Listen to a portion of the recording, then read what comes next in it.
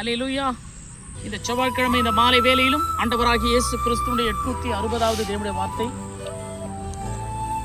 மத்தேயு புஸ்தகம் 22வது அதிகாரம் 14வது வசனம். அழைக்கப்பட்டவர்கள் அநேகர், தெரிந்து கொள்ளப்பட்டவர்கள் சிலர். உலகத்துல அழைப்புன்னு பார்த்தீங்கன்னா இந்த தேவ செய்திகள் கூட எல்லாருக்கும் தானே கொடுக்கப்படுகிறது. ஆனால் எல்லாருமா விசுவாசத்தோடு கேட்கிறோம். அது போலதான் அழைப்பு எல்லாத்துக்கும் பொதுவாக கொடுத்துருவார் தேவன். நீதான் அதை தெரிந்து கொள்ளணும். கர்த்தர் எப்படி கிறிஸ்துவுக்குள் நம்மை தெரிந்து கொள்றாரோ அதே போல இந்த வேத வசனங்களை பிடித்து கொண்டு நீதான் தெரிந்து கொள்ளணும். இன்றைக்கு இந்த சத்தியங்கள்ல ஒரு விஷயத்தை பார்க்க போகிறோம். எகிப்திலிருந்து 430 ஆண்டுகள் அடிமையாக இருந்த ஜனங்களை தேவன் அவருடைய மாபெரும் அதிசயத்தினால் எகிப்தினுடைய ராஜா பார்வோனிடமிருந்து மோசே என்ற ஒரு ஊழியக்காரன் மூலமா விடுதலை செய்து அழைத்துக் கொண்டு வரார். அழைத்து கொண்டு வந்து விடுதலையான ஜனங்கள் தன்னுடைய வாயினால என்ன நம்ம பேசினாங்க தேவனை பார்த்து. யாத்திராகம புஸ்தகம் 14வது அதிகாரம் 11வது வசனம். எகிப்துல கல்லறைகள் இல்லைன்னு சொல்லிட்டா இங்க வனாந்தரத்துல எங்களை சாகடிக்க வந்த. இப்ப எகிப்துல நாங்க உயிரோடவாது இருந்திருப்போம், அடிமையா இருந்தாலும் பரவாயில்ல, ஆனா இங்க எங்களை சாகடிக்க கூட்டு கொண்டு வந்தேன்னு சொல்லிட்டு புலம்புறாங்க. ஏன்னா தேவனாகிய கர்த்தருடைய கோபம் வெளிப்படுகிறது. அவர் அழைச்சிடுவாருங்க எல்லாரையும், அது பெரிய விஷயம் கிடையாது. ஆனால் அழைப்புக்கு ஏற்றபடி நாம நடக்கிறோமா என்பதுதான் நம்முடைய கரத்தில் இருக்கிறது. இப்ப பாருங்களேன், எகிப்துல அந்த ராஜா தேவனுடைய மகா பெரிதான அற்புதங்கள்லாம் கண்டார். ஒரு மிகப்பெரிய நைல் நதி ரத்தமாய் மாறி தேசத்துல 7 நாள் ரத்தமா இருந்துச்சு, தண்ணி கிடைக்காம. அதை பார்த்தும் தேவனாகிய கர்த்தர் தான் தெய்வம்னு அவன் மனம் மாறல. தவளைகள் வந்து அப்படியே தேசங்கள் ஃபுல்லா மொய்க்குது, மாறல. வண்டுகள் வந்து எல்லா தேசங்கள்லயும் அப்படியே ஜனங்கள் மேலாம் ஏறுது, மாறல. பேன் வந்து ஃபுல்லா மொய்க்குது, மாறல. கல்மழை வந்து பொழிந்து விலங்கினங்கள்லாம் சாகுது, மனசு மாறல. 3 நாள் தேசத்துல பகலையே காட்டாம இரவை இந்த பூமியில கட்டளை இட்டார். 3 நாள் ஒருத்தரோட ஒருத்தர் முகத்தை பார்க்காம தடவி கொண்டு இருந்தாங்க, மனசு மாறல. உடம்பு முழுக்க எல்லா ஜனங்களுக்கும் கொப்பளங்களை வர வச்சார், மனசு மாறல. கடைசியில வீட்டுக்கு ஒரு பிள்ளைகளை அவர் தேவன் சங்காரம் பண்ணி அவர் கொலை செய்தார். அப்பொழுதுதான் விடுதலை ஆக்கி அனுப்பினார்.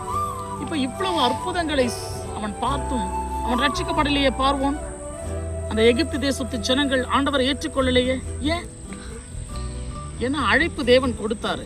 இந்த ஜனங்களுக்கு ஒரு ஜனங்களை விடுதலை செய்யும் பொழுது மற்ற ஜனங்கள் அதை பார்த்து கொண்டு தானே இருக்கிறாங்க. என்னெல்லாம் இந்த உலகத்துல நானே தேவன் காட்டுறாரு, என் ஜனங்களுக்கும் உன் ஜனங்களுக்கு வித்தியாசத்தை காட்டுவேன்னு சொன்னாரு. இப்ப இவ்வளோ தீமைகள் அந்த நாட்டில் வருது, ஆனா கோசே நாட்டில் இருக்கக்கூடிய கர்த்தருடைய பிள்ளைகள் அடிமையா இருக்கிறாங்க பாருங்க, அவங்களுக்கு ஒரு சின்ன ஆபத்து கூட வரல. இப்ப இப்படிப்பட்ட தேவனாகிய கர்த்தர் அழைத்து கொண்டு போகிறவர் வழியில ஒவ்வொருத்தரையும் கோபத்தோட பாம்பு கடிக்க வைத்து நோய்களை அனுப்பி அவருடைய கோபத்தினால எல்லா ஜனங்களையும் என்ன பண்றாரு, அழைத்து கொண்டு போன ஜனங்களை கொன்று குவிக்கிறார். அப்பதான் இந்த வார்த்தையை பேசுறாங்க. அங்க கல்லறை இல்லைன்னு சொல்லிட்டு அங்களை விடுதலையாக்கி எங்களை கூட்டு கொண்டு வந்த மூசே என்று சொல்லி ஊழியக்காரனை பார்த்து புலம்புறாங்க. இப்போ இன்றைக்கு நம்ம என்ன புரிந்து கொள்ளணும்னா, கர்த்தர் அந்த எல்லா அற்புதங்களை செய்யும் பொழுதும் எனக்கு ஆராதனை செய்ய என் ஜனங்களை அனுப்பிவிடுன்னு சொல்லிட்டு அந்த ராஜா கிட்ட முன்னாடி இந்த வார்த்தையை சொல்லிட்டு தான் எல்லா அற்புதமும் நடந்துச்சு. அப்போ ஆராதனை செய்யணும்னா அர்த்தம், வாழ்க்கையில 2 இருக்குது. ஒன்று ஜெபம் செய்யறோம்ல, அது நம்மளுடைய தேவைகளுக்காக தேவனை நோக்கி பார்க்கிறது. இந்த ஆராதனை செய்யறல, அது வாழ்க்கையில நம்ம வாழ்க்கையில எல்லாத்தையும் தேவன் செய்து முடித்ததற்காக அவரை நாம் ஆராதித்து நன்றி சொல்வது. இயேசு கிறிஸ்து சிலுவையில நான் எல்லாத்தையும் முடிச்சிட்டேன்னு சொல்ல, எல்லாம் முடிந்தது. It is perfectly completed. எல்லாத்தையும் சரியாக முடித்தார். அதனால்தான் எல்லாம் முடிந்ததுன்னு சொன்னார். முடிச்சிட்டேன்னு சொல்ல, முடிந்தது, அவ்வளவுதான். ஸோ எதிர்காலத்துக்கு வேண்டிய எல்லா மனிதனுடைய எல்லா பாவங்களையும் சிலுவையில் அவர் மன்னிச்சிட்டாரு, சாபங்களை அழிச்சிட்டாரு, தீமைகளை ஒழிச்சிட்டாரு, விரோதங்களை எடுத்து போட்டாரு. இப்படி எல்லாத்தையும் முடிச்சிட்டாரு. இப்போ அதை நம்ம விசுவாசிச்சுட்டா போதும். அதனால வாழ்க்கையிலே கர்த்தராகிய இயேசு கிறிஸ்து என்ன சொல்ல வரார்னா, அழைப்பு எல்லாருக்கும் கொடுக்கிறார். தெரிந்து கொள்ளப்பட்டவர்கள் சிலர், அதாவது இடுக்கமான வாசல் வழியாய் உட்பிரவேசிக்கிறவர்கள் சிலர். ரொம்ப வாழ்க்கையில அதான் இயேசு கிறிஸ்து இந்த பூமியில வந்த பிறகு அவர் உபதேசம் செஞ்சாரு. கடுமையான உபதேசம் சொல்லிட்டு யாருமே அவர் ஏற்றுக்கொள்ள வரல. அப்ப 12 சீஷர்களையும் பார்த்து கேட்டாரு, நீங்களும் போய்விட மனதா இருக்கிறீர்களா? போத்தனா போயிடுங்க, என் உபதேசம் இதான், இயேசு கிறிஸ்துக்குள்ள வந்தா இப்படிதான் வாழணும், ஒழுங்கும் கிரமமுமாக வாழணும். இல்லைன்னா வனாந்தரத்துல போயிட்டு விடுதலையான ஜனங்கள் புலம்புனாங்க பாருங்க, அந்த புலம்பல் தான் நம்ம வாழ்க்கையில இருக்கும். இயேசு கிறிஸ்துவை விசுவாசியுங்கள். கர்த்தர் நம் வாழ்க்கையில் அற்புதம் அதிசயம் அவர் செய்வதற்காக ஏற்கனவே நம்ம எதிர்காலத்தை திட்டமிட்டு முடித்து விட்டார்.